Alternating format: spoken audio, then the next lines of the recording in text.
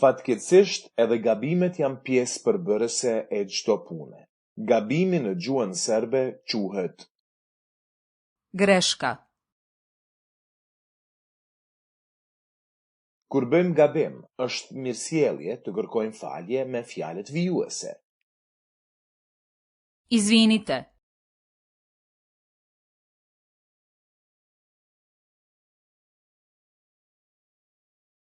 žao mi je,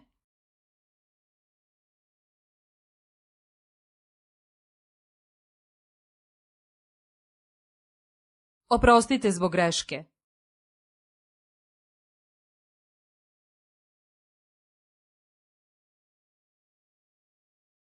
Dëgjoni dialogun në të cilin Pala e ka vërejtur gabimin në dokumentin të cilin ja ka dhënë në punësi.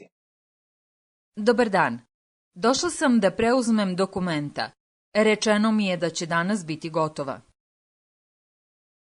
Dajte mi vašu ličnu kartu. Izvolite. Da, mislim da su dokumenta ovde. Samo da pronađem. Evo, izvolite. Hvala, ali izvinite, ovde je greška. Kakva greška? Ovde je moja stara adresa, a i lični broj je pogrešan.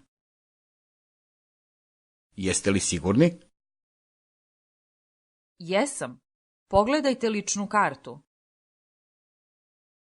Zaista. Izvinite, zaista je greška.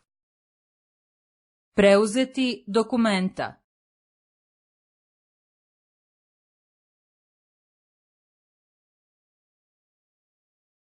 Samo da pronađem.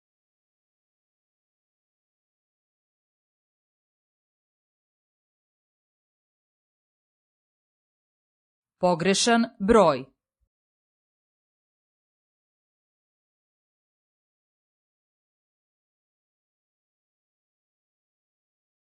Izvinite.